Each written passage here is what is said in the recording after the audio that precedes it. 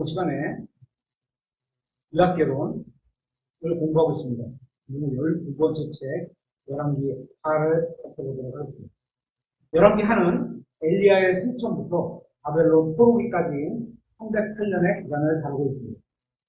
내용은 하나님의 경고하심과 인간의 지속적인 실패를 다루고 있습니다. 예레미야는 이스라엘 백성이 이렇게 실패한 원인을 이렇게 말하고 있습니다. 예레미야서 17장 9절입니다. 한번 찾아보겠습니다. 예레미야서 17장 9절.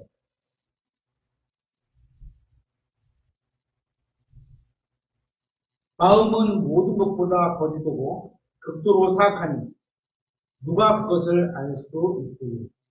사람의 마음이 이렇게 하는 거예요. 여러분의 마음이 이렇고 제 마음도 이렇게 하는 거예요. 이 책의 전반부는 엘리사의 66년간의 사역을 다룹니다. 엘리야는 지진과 폭풍 같은 사람으로 그는 왕국을 흔들었습니다. 굉장히 강력하게 흔들은 거죠. 하지만 엘리사는 조용하고 작은 목소리와 같았습니다. 그가 행한 대부분의 기적은 금술의 행위였습니다. 금술이 뭐죠? 마땅히 처벌받아야 되는데 그렇지 않게 하는 게 금술이죠. 다른 말로 하면 자비, 이렇게 하죠. 후반부는 사마리아가 멸망하기까지 일어난 사건을 보여주며 이스라엘이 포로로 끌려가는 것과 예루살렘의 몰락과 유다가 포로로 끌려가는 것을 기록하고 있습니다. 이 책에는 하나님의 사람이라는 표현이 36번 나오는데 이것은 성경의 다른 어떤 책보다 자주 사용되는 text입니다. 또한 주님의 말씀과 같은 의미의 표현이 24번이 나옵니다. 제일 많이 나오는 데가 한 119편이죠. 하나님의 말씀에 대한 다른 표현들. 세상이 어두울수록 하나님의 말씀을 신실하게 행하고 선포하는 한 사람이 필요합니다. 경배와 도덕에 관한 성경적 기준이 무너져버렸기에 하나님께서는 사람들에게 경고하기 위해서 자신의 사람, 즉 하나님의 사람을 보내셔서 그들을 다시 돌아오게 하셨습니다. 하나님의 말씀이 무시당하는 곳에서는 사람들이 하나님께 회개하지 않고 하나님께서는 그들을 원수들에게 내주셨습니다. 이 책은 1장부터 17장과 18장부터 25장 이렇게 둘로 나눌 수 있습니다. 1장부터 17장은 이스라엘과 유다의 분열된 왕국에 관한 진술을 하고 있고 130년간의 기간을 다루고 있습니다. 이 시점에 북쪽의 지파들은 북쪽의 10지파가 이스라엘을 대표하는 지파죠.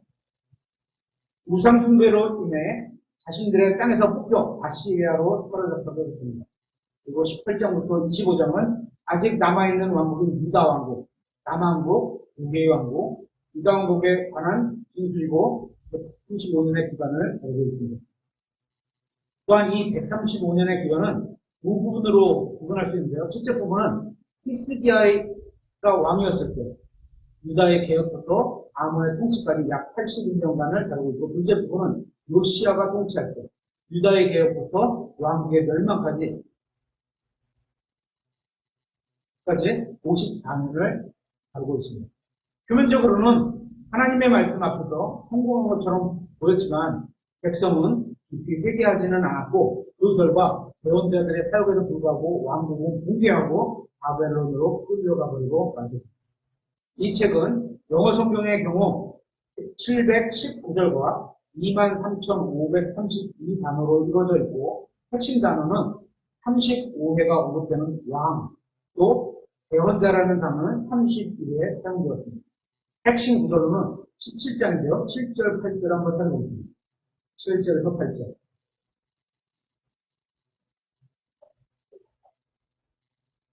이 일이 이렇게 된 것은 이스라엘 자손이 자기들을 이집트 땅에서 데리고 올라와 이집트 왕 파라오의 손 밑에서 벗어나게 하신 주 자기들의 하나님께 죄를 짓고 다른 신들을 두려워하며 주께서 이스라엘 자손 앞에서 쫓아내신 이집트들의 법규들과 이스라엘 왕들이 만든 그들의 법규들 안에서 벌었기 때문이다. 하나님의 법을 버리고 이집트들의 법, 사람들이 만든 법을 따랐다는 거죠.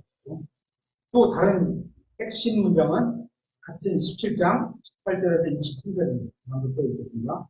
그러므로 주께서 이스라엘에게 심히 분노하사 자신의 눈앞에서 그들을 옮기시니 오직 유다 지파 외에는 아무도 남은 자가 없다. 유다도 주 자기들의 하나님의 명령들을 지키지 아니하고 이스라엘이 만든 그들의 법규들 안에서 걸었으므로 주께서 이스라엘의 모든 씨를 버리사 그들을 괴롭게 하시며 노력하는 자들의 손에 그들을 넘겨주시고 마침내 자신의 눈 앞에서 그들을 쫓아내십니다. 그분께서 이스라엘을 다윗의 집에서 떼어 찢으심에 그들이 느바세 아들 여로보암을 왕으로 삼았는데 여로보암이 이스라엘을 몰아붙여 그를 따르지 못하게 하고 그들을 큰 죄로 짓게 하므로 이스라엘 자손이 여로보암이 행한 그의 모든 죄 가운데 걸었더라. 왕이 그래도 안 따랐어야지. 하나님 말씀을 따랐어야 되는 거죠. 그래서 그들이 그 죄들에서 떠나지 아니하더니 마침내 주께서 자신의 모든 좋은 대언자들을 통해 신이 말씀하신 대로 이스라엘을 자신의 눈앞으로 옮기셨으므로 이렇게 이스라엘이 자기 땅에서 떠나 아시리아로 사로잡혀 가서 이날까지 그 상태로 남아 있습니다. 이 책은 슬픈 역사를 다루고 있지만 없어서는 안 될 책입니다. 그리고 큰 도움을 주기 때문이죠. 하나님께서는 이 책을 통해 우리에게 인간의 정확한 역사를 가르쳐 주십니다.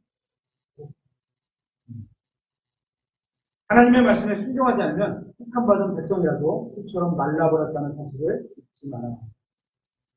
이제 각 장별로 간단히 살펴보도록 하겠습니다. 1장은 모압이 반역하는 것으로 시작을 합니다. 모압은 다윗에게 복종했었습니다. 하지만 왕국이 분열되자 모압은 이스라엘에게 넘겨졌습니다. 오므리와 아합은 모압을 압제했으며 후에 모압 왕인 메사가 반역을 했습니다. 아합의 아들인 아하시아가 왕 위에 앉고 병이 들었을 때 그는 에그론의 신인 바알세불에게 얻으려고 사자들을 보냈습니다. 그러자 엘리야가 등장해서 왕의 어리석은 행동을 책망했습니다. 아하시아는 두 번이나 엘리야를 잡으려고 했지만 매번 하나님께서는 자신의 종을 위해 하늘에서 불을 내려 종의 원수들을 휘셨습니다. 아하시아가 보낸 세 번째 체포자의 대장은 엘리야를 잡으러 와서 오히려 그에게 자신의 목숨을 살려달라고 요구했습니다. 결국 엘리야는 왕에게 가서 심판을 선포했고 그 왕은 즉시 죽었습니다. 2장에서 엘리야는 하늘로 옮겨졌습니다. 11절에 그들이 여전히 가면서 이야기하는데 보라 불병거와 불말들이 나타나 그들 둘을 갈라놓으며 엘리야가 겨울바람을 타고 하늘로 올라가더라. 엘리야의 후계자인 엘리사는 전임자와는 완전히 다른 성격의 사람이었습니다. 둘이 함께 여행을 하다가 떠날 때가 가까워지자 엘리야는 엘리사에게 떠나라고 했지만 엘리사는 스승을 떠나고자 하지 않았습니다. 그는 스승을 떠날 때까지 한순간도 놓치고 싶지 않았던 것 같습니다. 그들의 관계는 마치 바울과 디모데의 관계 같았습니다. 여기서 우리가 배울 바는 젊은 그리스도인들은 본이 될 만한 나이 든 그리스도인들과 동행하며 주님을 따르는 게 필요하다는 겁니다. 젊은 그리스도인들은 반드시 연륜 있는 성도와 함께 해야 하는 겁니다. 엘리사의 신실함은 엘리야가 가졌던 영적 능력의 2배를 받음으로 보상을 받게 됩니다. 이제 엘리사는 스승인 엘리야를 대신해서 사역을 시작하게 되었습니다. 이 시기는 예언자들의 학교가 있었습니다. 하나님께서는 그 학교의 학생들 대신 문구의 아들인 엘리사를 선택하셨습니다. 그러니까 사역자가 되기 위해서 훈련받고 공부하는 것도 중요하지만 하나님께서 자신의 마음과 인생을 온전히 내어드리는 것을 대체할 수 있는 것은 아무것도 없습니다. 그러니까 사역자는 이런 마음을 가져야 된다는 거예요. 하나님께서 선택하여 쓰시는 사람은 세상에서 교육받은 사람이 아니라 성별된 사람이거든요. 엘리야의 임무가 엘리사에게 주어지자마자 그는 기적을 행했습니다. 엘리야에게 그러했던 것처럼 엘리사를 위해 요르단의 물들이 갈라졌습니다. 여리고의 샘이 고침을 받았습니다. 또 베델에서는 42명의 우상 숭배하는 아이들이 곰에게 죽임을 당하게 됩니다. 엘리야는 8개의 기적을 행했는데 엘리사는 16개의 기적을 행했습니다. 2배라는 문제였죠. 하나님의 은혜가 2배를 준 거죠. 엘리사는 진정으로 2배의 분량을 받았습니다. 엘리야의 기적은 다음과 같습니다. 첫째, 이슬이나 비가 내리는 하늘을 받았고, 두 번째, 비가 내리기까지 기름이 마르지 않았고, 세 번째, 바보의 아들이 살아났고, 네 번째, 하늘에서 불이 떨어졌고, 다섯 번째, 비가 내리게 되었고, 여섯 번째, 50명 위에 불이 내렸고, 일곱 번째, 50명 위에 불이 내렸고, 또, 여덟 번째, 요르단강에 물이 갈라졌습니다. 엘리사의 기적은 다음과 같습니다. 첫 번째, 요르단강에 물이 갈라졌고,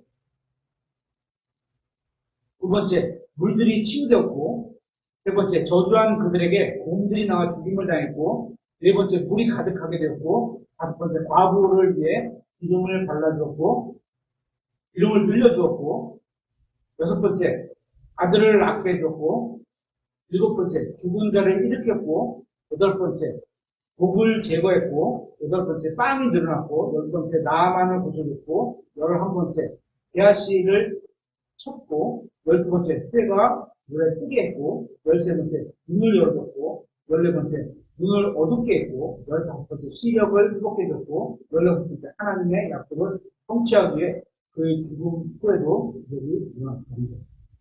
이 기적이 나타난 장면이 필요하시면 말씀하시면 보도록 하겠습니다. 3장에서 이스라엘의 사악한 왕 여호람과 유다의 왕인 여호사밧이 모압을 대적할 전쟁을 일으키기로 약속했습니다. 군인들에게는 물이 없었습니다. 주님의 말씀을 전하기 위해 엘리사가 대립을 하게 됩니다. 그들이 도랑을 파면 주님께서는 채워주려 하셨습니다. 도랑에 가득 찬 물이 햇빛에 반사하여 붉게 보이게 되면 원수들이 그것을 보고 유다와 이스라엘이 내전으로 인해서 서로 싸우고다 이렇게 오인해서 접근할 때, 그렇게 오인하고 접근할 때 사륙을 하게 하기 위함이었습니다. 그들은 하나님의 말씀에 순종해서 도랑을 파서 승리하게 됩니다. 우리가 하나님의 말씀에 도랑을 파서 하고 기도한다면 믿음으로 기도하는 거죠. 하나님께서는 우리에게도 큰 승리를 부여하실 겁니다. 열왕기하 3장 2절에는 어린아이를 제물로 바치는 끔찍한 장면을 보게 됩니다. 이것은 하나님 앞에서 가증한 죄였습니다. 예레미야서 19장 15절, 열왕기하 16장 6절. 이스라엘 민족의 첫 태생은 희생물로 바친 것이 아니라 구속을 받은 겁니다. 값을 치르고 샀다는 거죠. 내 것이다. 이거요. 아이들을 불로 지나가게 하는 것은 절대적으로 금지된 일이었습니다. 하나님께서는 아브라함에게 이삭을 바치라고 하신 것은 마귀의 자녀들이 마귀를 사랑하는 것만큼, 마귀의 자녀들이 마귀를 사랑해서 아이들을 불쌍에다 놓잖아요. 그런 것만큼 아브라함의 주를 사랑하시는지 시험하기 위함이었습니다. 하나님께서는 그가 자원하는 마음으로 그렇게 하는지를 보려고 하셨고, 실제로 그가 아들을 바치려고 하자 어떻게든 막으셨습니다. 아하스는 이러한 짓을 한 유다의 첫 번째 왕이었으며 므낫세가 그에 따라 이러한 짓을 계속 이어갔습니다. 4장에서는 엘리사의 사역은 여러 면에서 엘리야의 것과는 달랐습니다. 엘리사의 사역에는 스승인 엘리야의 사역에서 볼 수 없었던 부드러움이 있었습니다. 긍휼의 사역자였잖아요. 이 둘은 어떤 면에서는 침례자 요한과 예수 그리스도와 같았습니다. 엘리야처럼 천국과 불꽃 가운데 갑자기 나타나 죄를 지적하는 대신 엘리사는 사람들 가운데 함께 거하며 가는 곳마다 소원을 행했습니다. 엘리사는 과거의 궁핍함을 알고 도와주었고 자신에게 호의를 베푼 수냄 여인에게 친절을 베풀어 주었고 갈 길에서 포세든 독을 제거해 주었고 기적적으로 100명을 먹였습니다. 부유한 수냄 여인은 그가 쉴 곳을 마련해 주는데 그가 마련해 준 방에는 침대와 탁자와 의자와 등잔대가 있고 원룸 비슷한요 있었습니다. 엘리사는 이런 방 한 칸에도 행복할 수 있는 사람이었습니다. 5장에서 우리는 5명의 종을 만나보게 됩니다. 왕의 종인 나아만, 이 나아만은 어떤 면에서 훌륭한 사람이지만 나병 환자였죠. 사람은 어떤 면에서든 훌륭한 면이 있을 수 있지만 하나님 앞에서는 여전히 죄인인 겁니다. 나아만은 하나님께로부터 깨끗함을 받을 필요가 있었습니다. 죄인들은 예수 그리스도의 피로 깨끗이 씻겨야 합니다. 우리나라 사람들은 나아만이 저질렀던 것과 같은 실수를 계속해줍니다. 그는 잘못된 것으로 갔고 잘못된 사람을 찾았고 잘못된 계획을 가지고 있었습니다. 잘못된 감정으로 돌아갑니다. 그리고 잘못된 대가를 치게 됩니다. 두 번째 중은 나아만의 아내의 여종입니다. 나아만의 이 모든 잘못된 일의 원인은 작은 여종의 말과 하나님의 대언자의 말을 듣지 않았기 때문입니다. 용서와 병고침은 나아만이 하나님의 말씀에 순종했을 때 찾아왔습니다. 진정한 구원은 인간의 논리와 생각이 아닌 하나님의 말씀에 있는 겁니다. 죄인이 용서와 구원을 받는 방법은 언제나 동일합니다. 하나님께서 하신 말씀을 그대로 믿음을 믿습니다. 세 번째 종은 하나님의 종 엘리사고, 네 번째 종은 나아만의 종들입니다. 그리고 다섯 번째는 대언자의 종인 게하시입니다. 게하시는 하나님의 은혜를 받았는데 그 은혜를 자신의 탐욕을 채우는 데 사용합니다. 이것은 부자가 되는 잘못된 욕망을 가진 모든 사람에게 주시는 공부의 말씀이기도 합니다. 열심히 일해서 부자가 되는 것은 전혀 잘못된 게 아닙니다. 그렇죠? 하나님의 은혜로 부자가 된 사람은 나쁜 게 아닙니다. 그러나 부자가 되려고 마음을 먹고 사는 것. 내가 부자가 돼야지라고 뜻을 딱 세우면 어떻게 돼요? 다른 상황이 오면 그거에 맞춰서 모든 악한 거짓말 이런 게 막 붙는 거예요. 마음을 먹고 사는 것은 모든 악의 뿌리가 되는 거예요. 6장에 나온 빌려온 도끼가 물에서 떠오른 기적은 레위기 6장의 죄의 혼물을 생각나게 합니다. 빌려온 것은 항상 되돌려 주어야 합니다. 그래서 하나님께서 이스라엘 백성들이 출애굽할 때 이집트 사람들로부터 빌려라 이렇게 얘기하셨잖아요. 그렇죠? 그 이후에 언젠가 하나님께서 갚아주시는 거죠. 그렇죠? 되돌려 주어야 합니다. 그리스도인은 다른 사람의 소유물을 다룰 때 더욱 조심해야 합니다. 빌린 돈은 제대로 갚지 않으면 많은 그리스도인들의 간증을 잃어버리게 됩니다. 그래서 빌린 거냐, 거저받은 거냐, 이거 확실히 구분해야죠. 그렇죠? 빌린 사람에게 빌렸다면 당연히 갚아야 되는 거고, 갚는데 이자까지 갚아야 되는 거고, 그런 마음을 가지고 있어야 되는 거죠. 최소한. 그죠? 받는 사람은, 빌려준 사람은 상대방의 형제라면 이자를 받지 않고, 더군다나 원금도 못 갚는다면 받지 말고 하나님께 드리는 거가 되는 거죠. 그렇죠? 빌린 것이 있으면 반드시 돌려줘야 합니다. 또한 6장은 엘리사를 보호하시는 하나님에 대해 많은 정보를 주고 있습니다. 시리아 왕은 이스라엘을 대적하여 전쟁을 하러 왔습니다. 하지만 그가 세우는 모든 작전은 항상 이스라엘에게 노출되고 말았습니다. 그래서 그는 내부에 첩자가 있다고 생각했습니다. 하지만 그의 비밀을 엘리사에게 알려주시는 분은 누구? 하나님이십니다. 그래서 그는 군대를 보내 엘리사를 사로잡으려고 했지만 엘리사가 눈을 열어줘 그의 종이 목격하게 된 것처럼 하나님께서는 불병거로 엘리사를 보호해주고 계셨습니다. 시리아의 군대는 눈이 멀었습니다. 이것은 성경에 나온 10번의 경우 중 하나였습니다. 그들은 엘리사의 배려로 포로 수용소에서 무사히 나와 고국으로 돌아가게 됩니다. 7장은 시리아 왕인 베나닷의 두 번째 침공을 기록하고 있습니다. 그는 사마리아를 포위했고 결국 그로 인해 기근이 왔습니다. 하나님께서는 시리아의 군대가 두려운 소리를 듣게 하셨고, 그래서 그렇게 못한대요? 하나님께서 두려운 소리를 듣게 하시면 하나님께서 다른 사람들은 못 듣는 거죠. 아무리 많은 수가 몰려온다 해도 인간의 군대를 물리치는 것은 전능하신 분께는 전혀 어려운 일이 없습니다. 그래서 주의 처사 칼 한 번을 때리면 수천 명씩 죽는 거죠. 그들은 굶주린 이스라엘 백성을 위해 모든 보급품을 놔둔 채 도망가 버렸습니다. 엘리사는 이러한 일이 일어날 것이라고 미리 예언을 했습니다. 다 지나간 다음에 옛날에 했다. 이게 아니에요. 그죠? 예언을 미리 한 거죠. 해족성은 가나안의 아들인 헤세의 후손이고 그들은 아브라함의 때부터 아시리아와 바벨론의 성립 때까지 큰 무리의 백성이었습니다. 하나님께서는 그들의 땅을 이스라엘 백성에게 주셨습니다. 처음에는 여호수아가 그 땅을 취했습니다. 핵족속 중에는 몇천 다윗의 군대 대장으로 손기도 했습니다.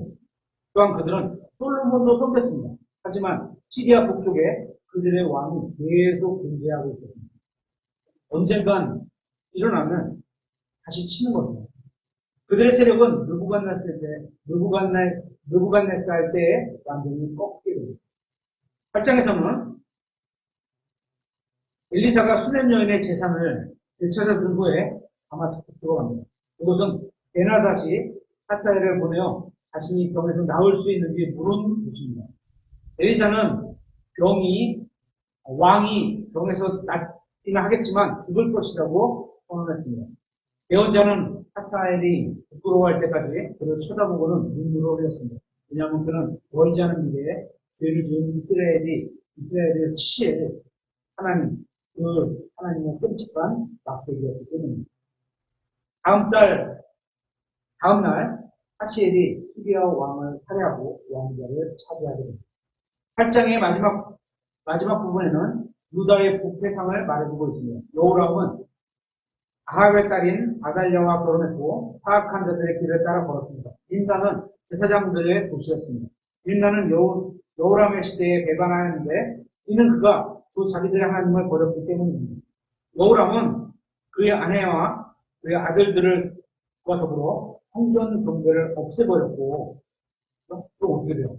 성전에서 경배하지 않으면 딴 데로 가셨죠. 하나님은 딱 성전에서 만나기로 약속을 하셨는데 여호야다가 제사장들을 이끌고 아달랴에게 반역을 했고 후에 그는 요아스의 통치 시기에 인내식을 보여주었습니다. 마태복음 1장에 보면 족보가 나오는데 우리는 여호람 뒤에 세 왕들 아하시아, 요아스, 아마시아가 모두 마태복음 1장 족보에 없어 있는 삭제된 것을 알 수 있습니다. 주님께서는 여호람의 악행을 살펴보시고 3대와 4대에 거쳐서 심판을 하시는 이들 셋은 이방신 숭배로 인해 모두 끔찍하게 죽었습니다. 여호람은 3장을 세워 유다와 예루살렘 본인이 은행의 길로 가게 했습니다. 3장을 세우면 안 되는 거였죠. 어디로 가요? 예루살렘 성전으로 갔어야 되는 거죠. 그는 창자가 빠져나올 정도로 심한 병을 인해 죽었고 왕들의 무덤에서 묻히지 못했습니다. 9장은 이스라엘과 유다가 죄의 치면으로 빠져들자 바알 숭배를 끊어버리기 위해 주님께서는 예후를 왕으로 세우셨습니다. 이제 아합의 집에서 하나님의 심판을 선언할 때가 왔습니다. 거친 남자인 예후는 이 임무를 수행하기 위해 선택되었습니다. 이런 사람도 필요한 거예요. 부드러운 사람만 필요한 건 아니에요. 하나님께서는 그 사기에 맞는 그런 사람을 쓰십니다. 그는 이스라엘 요람을 직접 제거했습니다. 그는 엘리야가 오래전에 예언한 대로 이스벨에게 찾아가서 그녀의 멸망을 선포하고 실행했습니다.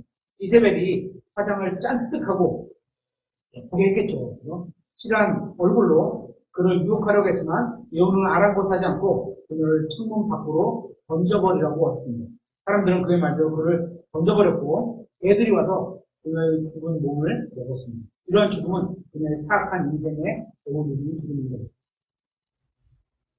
10장에서 예후는 아합의 집과 아하시아의 형제들, 사마리아에 있는 아합의 자손들과 바알 숭배자들을 모두 끝장내버렸습니다. 예후는 범죄자들을 쓸어버리는 심판자 같은 존재였습니다. 그는 많은 사람들의 피를 흘리며 왕좌에 앉았습니다. 그의 흉폭한 행동은 전임자들과 후임자들을 모두 능가했습니다. 그는 수없이 많은 사람들을 죽였습니다. 그는 요람, 아시아, 이세벨, 아합의 70명의 아들들, 예루살렘에서 아합을 따르는 자들, 아시아의 40명의 형제들, 사마리아에서 아합을 따르는 자들, 바알의 대언자들과 종들, 추종자들을 모두 죽였습니다. 그는 하나님의 원수들을 몰살하는데 열심을 했지만 그의 개인적인 삶은 못했습니다. 그는 여전히 여로보암의 죄들에서 떠나지 못했습니다. 그는 주님의 법을 따라 조심히 걷지 않았습니다. 사람이 하나님의 도구로 쓰임받게 되면 동시에 하나님과 정말 친교를 나누지 못할 수 있다는 것을 보여주는 그런 인물입니다. 우리나라에서 신기임 성경을 믿는 독립교회들 중에도 성경대로 믿는다고 말을 하면서 예수님 스타일보다는 예후 스타일을 추구하는 사람들이 있습니다. 하나님의 이름으로 비성경적인 것들을 파괴하긴 하지만 병들고 약한 것들을 하나님의 이름으로 고쳐주고 돌봐주고 회복시키지는 못하는 것은 예후와 마찬가지입니다. 지식이 많은 것은 좋은 겁니다. 하지만 지식이 많은 것만큼 영적 성장이 비례하지 못하면 하나님은 그와 함께 일하지 않으실 겁니다. 결국 하나님의 사역이 아니라 그 사람의 일이 될 뿐입니다. 오늘은 여기까지 공부하도록 하겠습니다.